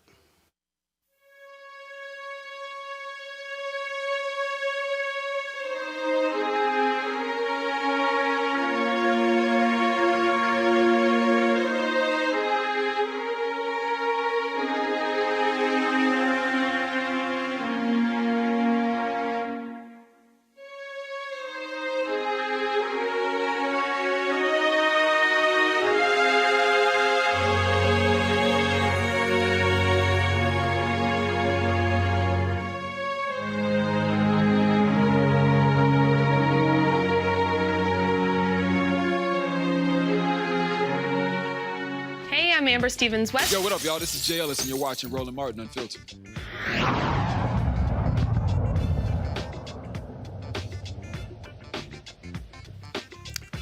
Today, history was made when the United States Senate confirmed retired four-star General Lloyd Austin as the 28th Secretary of Defense, making him the first African-American in U.S. history to ascend to this cabinet position. The newly appointed defense secretary was sworn in at the Pentagon at this afternoon and will get to work immediately for the Biden administration. Of course, this is huge because there are a number of issues that are on his table that he has to deal with. And let's talk about that with someone else who knows what it's like to actually rock 4 Army stars as a 4-star general, General Kip Ward. Glad to have you here, General Ward. First of all, before we talk about your longtime friend, Lloyd Austin, I certainly want to give you an opportunity to share your thoughts and reflections on Henry Hank Aaron. Well, Roland, thanks. It's great to be with you this evening and your followers. Hank Aaron's loss is something that we all mourn. He clearly was one of our national treasures, a national hero. I've known him all my life. Ironically, my dad was a baseball player in the Negro Sandlot Leagues in Baltimore. And so I grew up knowing Hank Aaron, and his loss is something that we all certainly feel deeply for all that he contributed to our society as a human being, clearly as a sports star, but more appropriately as a human being, a man who we all could look to and admire. So he will be sorely missed, but we clearly treasure him for the legacy that he leaves, the example that he set, and all that he accomplished in paving the way for so many others who came behind him to be able to do what they do. So it's truly someone that I admire and love, and I will miss him. And I join the legions of others who mourn his death, but importantly, celebrate his life. Absolutely. Let's shift back to that story about General Austin becoming head of the Pentagon. There are very few black men, no black women, very few black men who've ever attained the rank of 4-star general in the U.S. Army, you're one of those folks. There's only one right now, and there are 11 white men who are four-star generals, just one African-American. How does it make you feel to see the first African-American Secretary of Defense? Roland, it's a feeling that candidly can't describe. Never would I have imagined that this day would come. Certainly happy to have it here, to be here. But to know that these levels of our national defense structure are attainable is something that I'm so happy about, proud of, and the fact that we see Secretary Austin now being our Secretary of Defense, the second person in the chain of command behind our Commander-in-Chief, President Biden, in control, commanding, leading the defense forces of these great United States is something that I am absolutely happy about, proud of, and really causes me to know that indeed you work hard, you do what you do in a way that causes selfless service to be at the forefront of what you do, taking care of people, understanding the mission and accomplishing it, and all for the good of someone other than yourself is what it's about. And I am absolutely thrilled, ecstatic that Secretary Austin has attained this rank as our very first Black Secretary of Defense in the United States of America. Truly, truly, truly an historic day.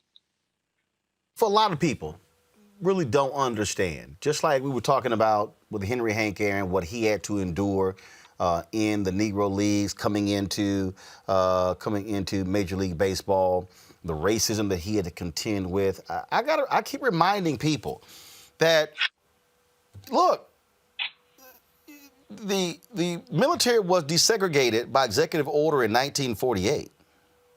You still had massive racism affecting Black soldiers in the Korean War, in the Vietnam War.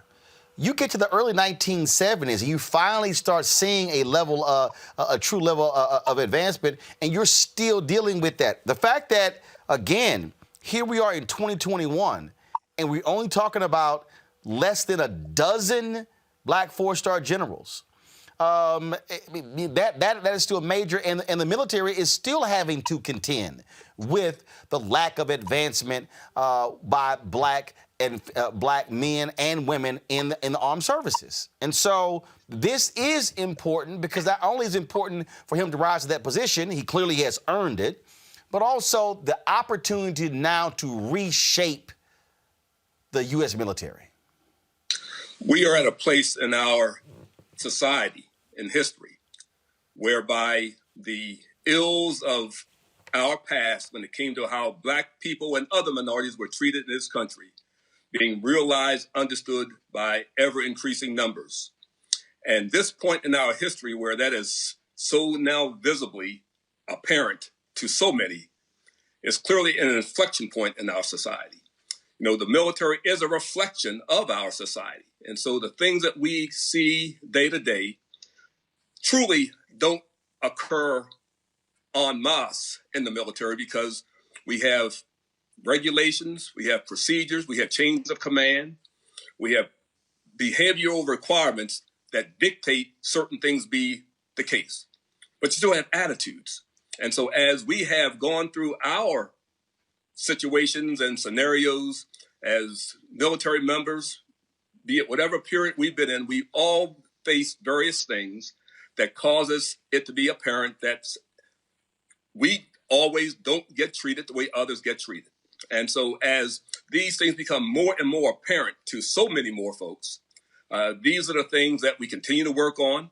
I'm really happy that the military chain of command, the uniform chain of command, has certainly taken this aboard, in a way to address it in a very open, visible way by things that are being written with respect to orders and instructions and guidance to the force across the board, the services, not just the Army, the Air Force, the Navy, the Marine Corps, the Coast Guard. And then we have within the society an awakening to that very same thing. And so that certainly is led by civilian leadership. And that's where we have a president now. We have a Secretary of Defense that clearly understands that. We have a uniform chain of command that will clearly take the lead from its civilian chain of command. It's civilian leaders when it comes to what we do and how we address issues of the day, and clearly addressing the issue of how diverse we are, how inclusive we are, and how we apply equity to those who are part of the force so that they are, in fact, in a position to achieve any level of our military is such an important place to be. And we have now with Secretary of Defense Lloyd Austin ascending to the highest position in the Department of Defense to not just be an example, but to cause the attention, the focus that will be required to implement, to ensure these things become a reality, that will be there. And so I'm happy for the day. There's work to be done, to be sure. And that work to be done will be done, I am absolutely positive, by no one more capable of leading that effort across the board than Secretary of Defense Lloyd Austin. And again, for those folks who thought I was joking, go to my iPad, please. This is the list. Right now, Michael Garrett is the commanding general of the Forces Command, the Army's lone black 4-star officer. This is the list, y'all. This is it right here. Roscoe Robinson Jr., Colin Powell, Johnny Wilson, Larry Ellis, William Ward, Lloyd Austin, Dennis Villa, and Vincent K. Brooks. I did reach out to Generals Wilson and Brooks about coming on today. They were unable to do so. Hopefully, I'll be able to reach them as well. And one of the folks who follows us also reminds us that Michelle Janine Howard, the first black woman to attain 4 stars in the Navy, President Joe Biden appointed her as a member of his transition team as well. General Kip Ward, always a pleasure to have you on here. I tolerate you being Omega, but at least... Roland, one thing that, let me point out, though. Yeah. Secretary of Defense is in charge of not just the Army. We also talking about the Navy, the Air Force. Everybody. We have its Air Force Chief of Staff, General Charles Brown, black. And so we continue to put focus on this to make a difference. I'm going to remind you, Air Force General Brown's also an alpha man. Just want to let you know that. Just want to let you know that. It's all good. We take it all. It's all good. General Ward, I appreciate it. Thanks a lot. Appreciate it. Take care. All right, folks. When we come back, the folks in Dallas County, they wanted to have the COVID vaccine go to the people who have been most impacted, black and brown. Why is the state of Texas telling them, no, if you do that, we're going to actually pull your vaccine? We'll be joined by Dallas County Commissioner John Wiley Price when we come back on Roland Martin Unfiltered. So the King movement of 1955 is the first time in a very violent civilization, Western civilization, any sizable group of people started to work to change by insisting we can use nonviolence power to create the change. Gandhi said that nonviolent power, the power of life, is the greatest and most creative power of the universe. And that if we human beings turn away from conventional wisdom towards using the gift of life, which is ours at birth, we would be surprised what the future of the human race will look like. Dumb. Stupid. Crazy. Dangerous. Stinks.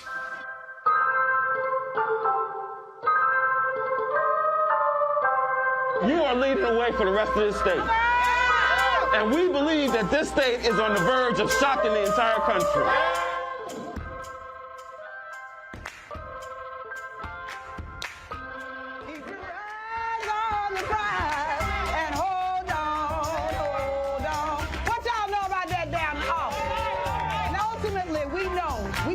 Nobody turn us around.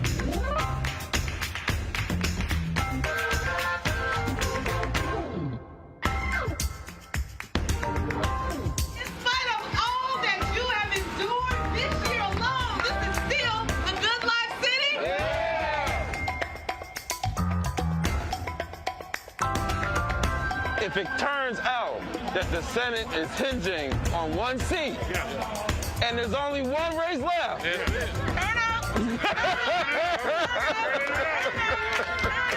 That's right. This will literally be the epicenter of the entire country, right? So we ready. Music has an ability to be able to help us feel connected. And that's because music has a way of speaking to the spirit. And it is the spirit we're going to change this country with. It is going to be standing in a space of our power and in the fullness of our spirit of love and the spirit of humanity. That is what's going to transform America. Earlier this week, Dallas County Commissioners Court voted to prioritize vaccines for individuals in mostly Black and Latino neighborhoods. It only makes sense, given the fact that communities of color have been hit the hardest by COVID-19. However, Texas health officials said, no, y'all can't do that. Not acceptable. And threatened to cut the county's vaccine supply if they did so. Joining me now is Dallas County Commissioner John Wiley Price. Commissioner Price, this is an insult. Here y'all, first of all, I'm trying to understand. Republicans always talk this shit about local rule, local control, big government. Here y'all are elected by the citizens of Dallas County to handle Dallas County, but Texas says, no, we're going to tell y'all what to do in Dallas County. And if I'm reminding, Dallas County and Harris County tried to tell the idiot Governor Greg Abbott how to respond to COVID. He said, no, open everything up, and cases exploded all across Texas. Well, as usual, Roland, you're right on the money.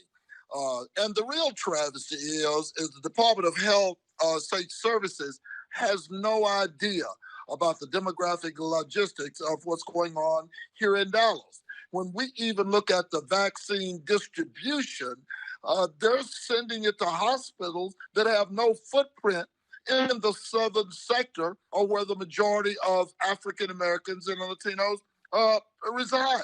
And so, January 11th, the state opened up HUD. They told us to use the vulnerability index. That's what we did. And, and to add insult to injury, guess what? We did it, passed a court order. The next day, we got our hands spanked.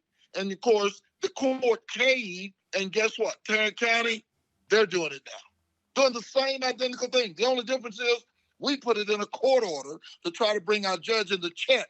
And the reason we had to do this is because the 1B tier says 65 and older. He decided on his own volition that he was going to do 75. When you look at the life expectancy index where African Americans are, and if you look at the community health needs assessment, which is nothing but the third leg of the Affordable Care Act that requires hospitals to not only have a plan, but implement a plan, the life expectancy for African Americans is 66 years old. If you started at 75, then you're leaving a lot of us out of the equation. In addition to that, that same community health needs assessment says African Americans live 23 years less than our Anglo counterparts, south of 30. Now, a lot of your listeners may not know what 30 is, but you do. And then it's like 30 is the divide. And so that's what we're finding ourselves dealing with. And now they threaten it, and I was the one that said, okay, I don't borrow many things from the Republican. My thing is, okay, come and take it. If you're going to say you're going to take the second largest county's vaccine in this state, we got 300,000 people who have signed up.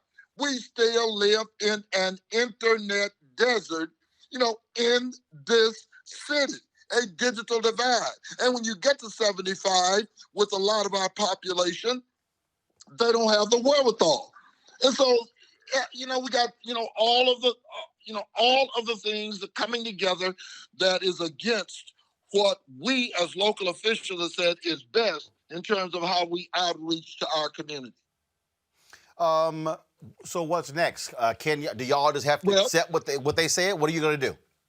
Well, they rescinded it.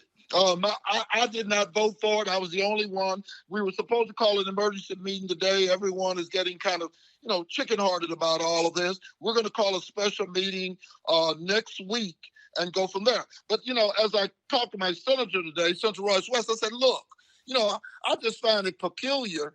Why does Tarrant County, which is what we call a red county, and Dallas County, which is a blue county, why do they get a chance to do the same thing? The only thing they did different than we did is they didn't put it in writing.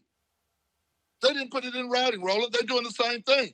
They are selecting zip codes. We selected 10 zip codes, the most vulnerable, not by what we thought, but why Parkland Health and Hospital Systems, their PCCI, which is their database, which basically goes off the Center for Disease Control, which continues to talk about, that the chronic illnesses that we've been dealing with for the last several decades. Nothing is new, but you're exactly right. You got people in Austin, they can't even decide whether to send us Pfizer or Moderna. As you know, you can't mix them, okay? So, we're the only ones doing the safety net. Parkland is reaching out into the community. Ellis Davis Fieldhouse, Eastfield, other hospitals, and I won't call their names, like UT Southwestern and others, they have no footprint in the South.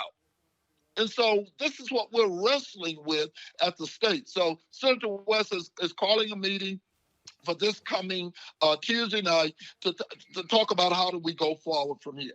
But my position is, I'm staying the course. Absolutely. Well, look, that's why they call you our man downtown, and certainly what Dallas County is dealing with is what Black communities are dealing with all across the country. You would think that those who are most in need, more Black people have died. Proportionally, more black medical workers have died as a result of COVID. You would think that that's who you would try to give it to first, but that's not what's happening. In fact, we're lagging significantly all across the country when it comes to African Americans getting the COVID vaccine. You're exactly right, and we've got to put up the fight. Of course, hopefully, the feds to the rescue here, and we get more vaccine and. But we have still got to make decisions for our communities. We know our communities. Absolutely. Dallas County Commissioner John Wiley Price, we appreciate it. Thanks a lot. Thank you, Roland, as always. Yes, sir. Folks, House Democrats will send the article of impeachment against Donald Trump to the U.S. Senate on Monday. This means Donald Trump's impeachment trial is going to begin on, first of all, Mitch McConnell has announced it's actually going to begin on February 8th to give Trump time to hire his legal team. Trump was charged with inciting the insurrection that took place at the U.S. Capitol on January 6th.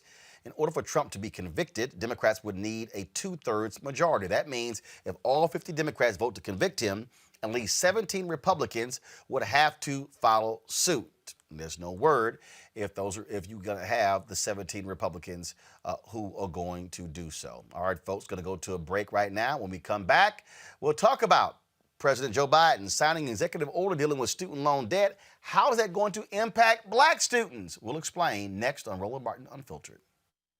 For Black Americans, right, because of slavery, because of the complete destroying of a past, there really is no direct connection to various African countries. Right. But the reality is for Latinos, and even if you use that phrase, first of all, I'm from Texas.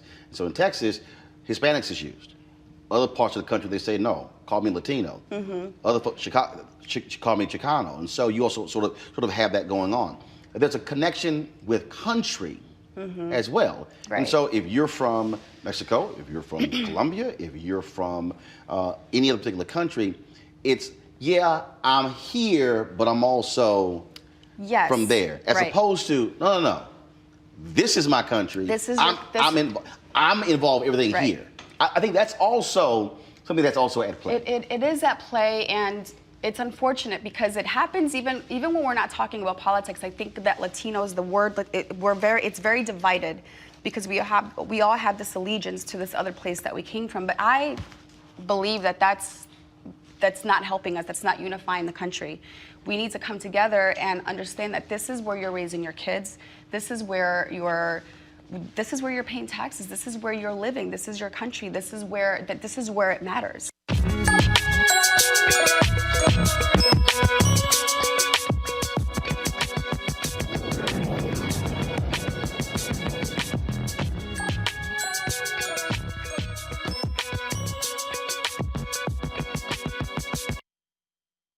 far, Biden has only deferred student loan payments on federal loans until October 1st. But even if he followed through with this student debt plan, what does it all mean for black students? The student debt crisis has disproportionately impacted black borrowers and saddled black students with the most debt.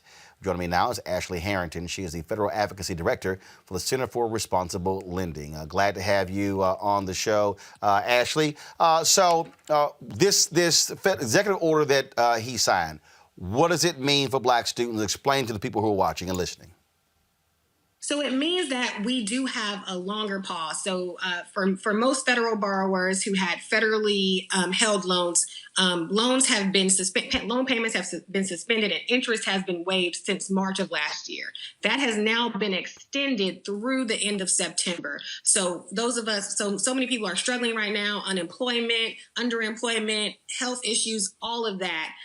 So the pause has been extended to give people a little more breathing room. But what we really need, Roland, what black folk really need is student debt cancellation. And that is what we are hoping is the next step on Biden's path. And so what's the path to that particular process? Because what we're dealing with here, first of all, let's just be honest, you saw Betsy DeVos fighting that left and right. Will Congress have to act, or is this something that Biden can actually do through executive order? This is absolutely something that Biden can do by executive order.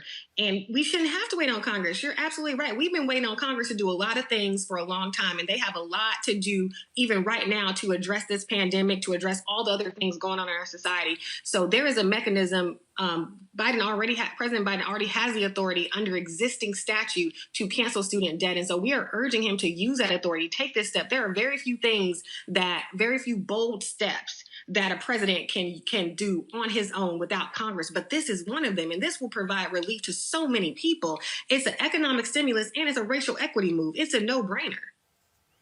And absolutely. And so, of course, that has some people who are going, oh, I don't know, these executive orders that Biden, they have no impact on black people. I'm going, are you stupid? Because here's the other piece. When we talk about black student loan debt for students, we got to remember, black parents are signing, those loan applications as well. When you talk about the Parent Plus loan, you have parents who are on the hook for thousands of dollars when it comes to student loan debt. So this directly impacts black people. And if you have student loan debt forgiveness, then that's also now an opportunity for the next generation now to have that debt wiped out. They now can build their lives without $20, $30, $40, $50, $100,000 hanging over their head. That's absolutely right. We have tens of thousands of dollars in student debt, and it's intergenerational. You're right. It's parents, it's students. You got grandparents who have debt. There are grandparents who are getting their Social Security garnished because of student debt. That is a very real thing, and it is a black folks problem. When we're talking about a student debt crisis, yes, everybody borrows, but black students borrow more, are more likely to borrow and to struggle more in repayment. And it's all because of systemic racism, the legacy of that, how we have been left out of wealth building opportunities for centuries. But it's now coming to bear in this $1.7 trillion crisis. You just look at the class of 2016, 85% of the black students in that class, of the black graduates in that class, borrowed an average of almost $35K. It was 70% for the rest of the population, and they borrowed about $30K. And it takes us longer to pay off. We're more likely to default. We're more likely to not be making progress paying it down, and it impacts the rest of our lives. We can't buy houses. We can't start businesses. We can't save for retirement. It is truly impeding us from building wealth when it was supposed to be the ladder to wealth building and financial security. Ashley, what do you want the folks watching and listening to do to push this thing along? Email President Biden, email Vice President Harris, call your Congress folks as well. Let them know that you do need cancellation, that payment suspension is not enough, that absolutely we need this. It is of utmost concern. And that, yes, after that, we also need debt-free college. We need a path to never get in this situation again. But right now we have an unsustainable crisis on our hand, and it is burdening our community the most. Ashley Harrington, we surely appreciate it. Thanks a lot. Thank you. All right, folks. MLK FBI is a new documentary, folks, that, trust me, you want to watch, that deeply dissects the FBI's corrupting relationship with the Reverend Dr. Martin Luther King Jr. It's directed by Emmy Award-winning Sam Pollard, and it features interviews and activists and former members of the FBI The film, which received rave reviews at several festivals last year, uses declassified files and recently unveiled documents to tell the story of how the FBI targeted and tortured Reverend Dr. Martin Luther King Jr. and other civil rights activists. Watch. Violence is self-defeating. He who lives by the sword will perish by the sword. You know, when you construct a man as a great man, there's nothing almost more satisfying than also seeing him as the opposite. When the National Archives puts government documents up on the web, one has to confront them. Tapes from the hotel rooms, FBI reports, those are pieces of information that we shouldn't have. The FBI was most alarmed about King because of his success. He realized how sick this country was.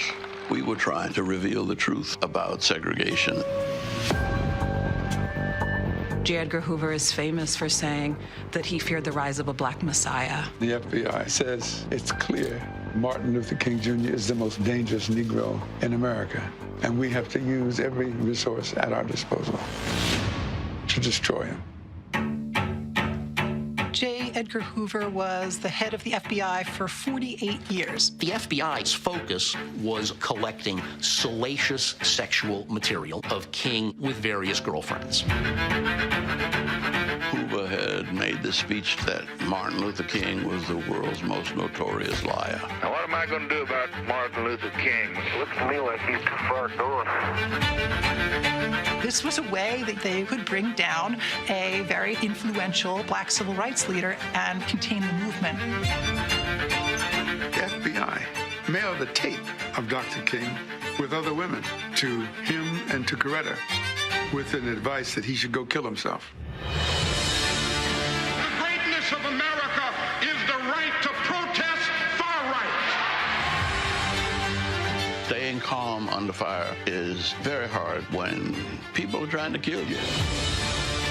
Anybody who was to the left of mainstream in civil rights was deemed a subversive. They use surveillance in order to foment violence and break apart these organizations. They were running a surveillance state. This represents the darkest part of the Bureau's history.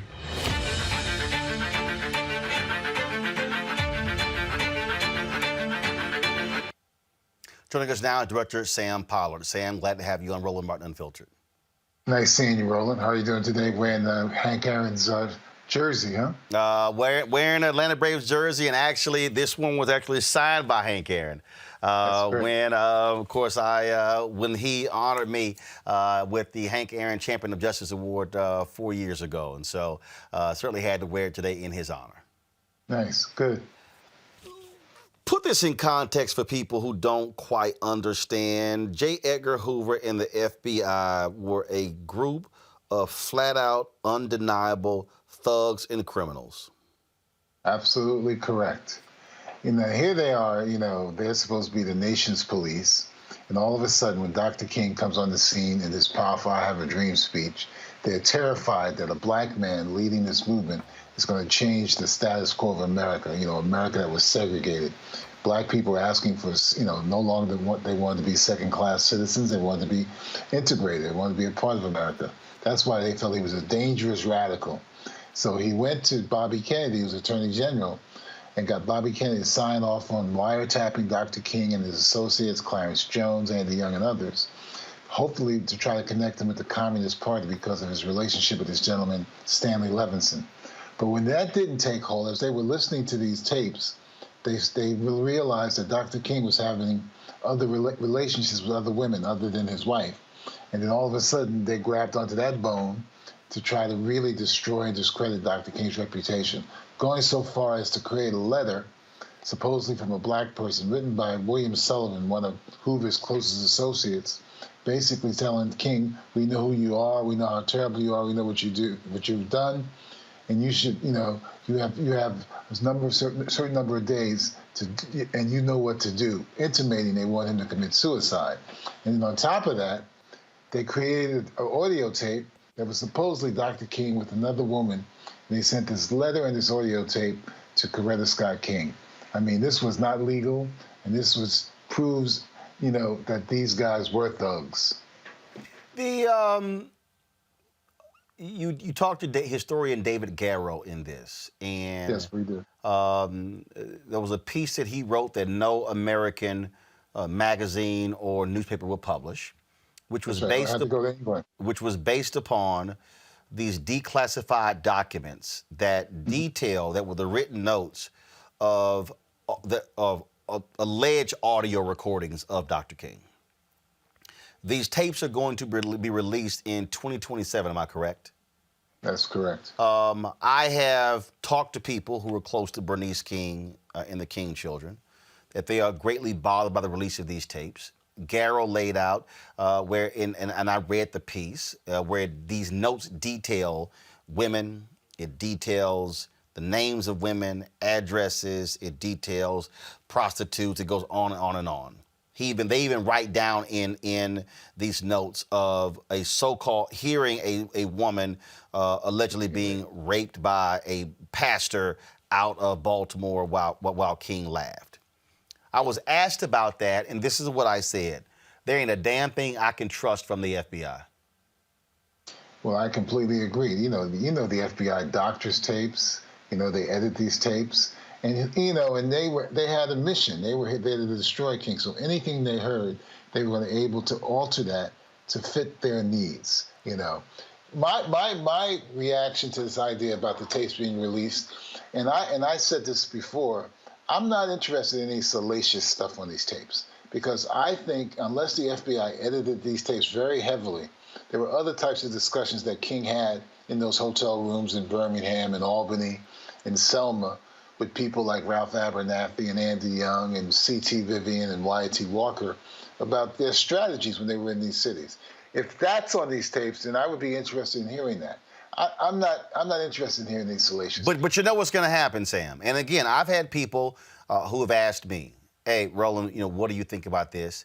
How would you respond?" Because when it comes out, and then Garrow even sort of lays out, "Hey, in this whole era of Me Too and how people are looking at historical figures, are people going to demand King's name be taken off of schools and highways and streets, things along those lines?" My most basic premise is there is nothing that I can trust from the FBI. So as far as I'm concerned, I don't give a damn what's on those tapes. I can't trust anything, because first of all, what they did was grossly illegal, what they did was immoral, and we know for a fact that they've doctored information. So I don't care if someone tries to argue, well, the notes were taken in real time. I don't trust the notes. I don't trust the note taker. I don't trust the tapes. I don't trust anything that came from J. Edgar Hoover and his FBI, because we also know for a fact after Adam Clayton Powell died, his home was broken into, and the manuscript that he was writing all of a sudden came up missing. Hoover dies, and these so-called Hoover files were removed by his secretary before the officials from the White House and others got there. There's nothing that I trust, and that should be the stance of every person in Black America when these tapes are actually released. Well, this is what I would say. If those people who didn't like King when he was alive, they still won't like him when he's dead, if the tapes are released or not. There's people out there in America who still have no use for Dr. King, So I think, it's one of these tricky things to me. We live in a country that's so divided. There were people who hated King when he was alive, and there's people who hate him now. That's my response to that. I ask this to book authors all the time. What's that one wow moment when they were doing the research for the book? What was it for you that made you go, wow? Or maybe it made you go, damn. The wow moment, quite honestly, for me, Roland, was the footage that we had in the film where I saw Dr. King relaxed, where he was in there. There was this footage of him with Coretta Scott King and his children when they were young, and they were in some playroom, and his parents were sitting there, and he seemed relaxed. He seemed very calm. And then when he was on the Merv Griffin show, Harry Belafonte, he seemed relaxed. And that's not footage I've ever really seen of Dr. King, where he seemed so relaxed and just comfortable with himself. So those were two wow moments for me. Well, that's why I think when people saw that photo of Dr. King playing pool, I interviewed Dorothy Cotton, and it was the last sit-down interview before she died in 2018. And she talked about when they were oftentimes, they had to go somewhere and give a speech, she had to pull him out of pool halls because he was having a grand time playing pool with the brothers and talking to him. And that's the other thing, that for all the people who say Dr. King was this middle-class Negro preacher, no, he was very comfortable around black folks regardless of economic status. Yeah, he absolutely was. He absolutely was. I mean, that's what made him so special to all of us. This man was a great orator, but he was also one of us. I mean, that's what made him special. I was saying, growing up in my household in the 60s, we had 3 pictures on our wall. We had Dr. King, we had John Fitzgerald Kennedy, and we had Jesus Christ. Those were the 3 sort of deities that my family loved to look at when they walked into the living room every night. The depths of the FBI's corruption. One of the reasons why we know how deep this thing is, they have yet to fully declassify all the papers of COINTELPRO. Well, that's what I find interesting. When James Comey says in the film, this was one of the darkest chapters in the history of the FBI, I think you and I both know there are other darker chapters in the history of the FBI. Absolutely. And the reality is, I think the American people deserve this. And if there's one thing that President Joe Biden should do, President Joe Biden should completely declassify every sheet of paper related to COINTELPRO. Any African-American who was under investigation, because we also should know who were those turncoats, who were those informants. We know for a fact that, and the movie that's coming out dealing with Fred Hampton, the Judas and the Messiah, that the right-hand man of Fred Hampton was an FBI informant. We know that when William O'Neill. We know when Dr. King was assassinated, one of the very people who was bending over his body when they were pointing out was an FBI informant. Yeah, that's right. We also say in the film that Ernest Withers, who's a very well-known, renowned photographer, the I Am a Man picture, was also an informant for the FBI. So this is some very, it's tricky and complicated stuff in American history. It just shows the hypocrisy of America, as far as I'm concerned. What do you want the folks to take away from watching this? There's a lot of stuff that that have been in other documentaries. We've seen stuff in movies. But what do you want folks to really walk away after they watch MLK FBI? I want them to walk away understanding that Dr. King was a human being, a man with flaws, but also a great man whose contribution to the world will last forever. That's what I want people to come away with. The other thing that I want them to come away with is that the duplicity of the FBI, that we're trying to demythologize how people have saw them for so many years, and J. Edgar Hoover. So those are the 2 things I want. Should J. Edgar Hoover's name be removed from the FBI building? It should, but nobody will do it. That's what's amazing to me. For all of this talk about Jacob, what this man did with his secret files and how he wielded such power, we literally have the name of a criminal on the building of the so-called most important law enforcement agency in America. Exactly. Because we should all be writing on Congress people and senators. But then again, I got to remind people that one of the building where they house the offices of the United States Senate is named after one of the greatest white supremacist segregationists, Richard Russell of Georgia. That's right. You're right. Russell, that's true. That's America.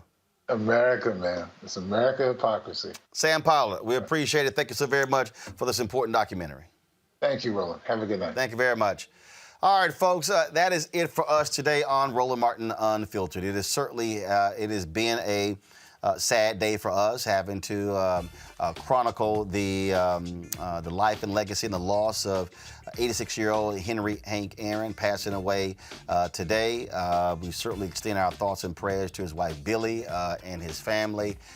Coming up next, folks, after we end the show, we're going to stream for you the conversation between Henry Aaron and Ambassador Andrew Young that took place at the Global Hope Forum in 2018. In addition to that, we're also going to show you the panel conversation, first of all, the award presentation and the panel conversation that took place in 2017 when Henry Aaron awarded me, as well as Cito Gaston, as well as Alexis Herman, and freedom rider Hank Thomas, the Hank Aaron Champions of Justice Award. It was an unbelievable day. It was amazing to be there and to be honored by them. In fact, what they did is they gave us all personalized jerseys, and so in terms of what number we wanted on the back, and so.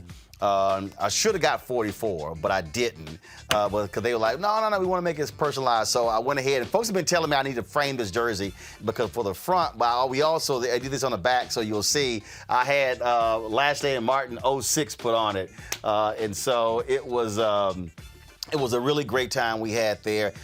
Henry Aaron was truly a remarkable figure, and that's one of the reasons why we wanted to pay tribute to him right here on Roland Martin Unfiltered. And this is also one of the reasons, folks, why we do what we do.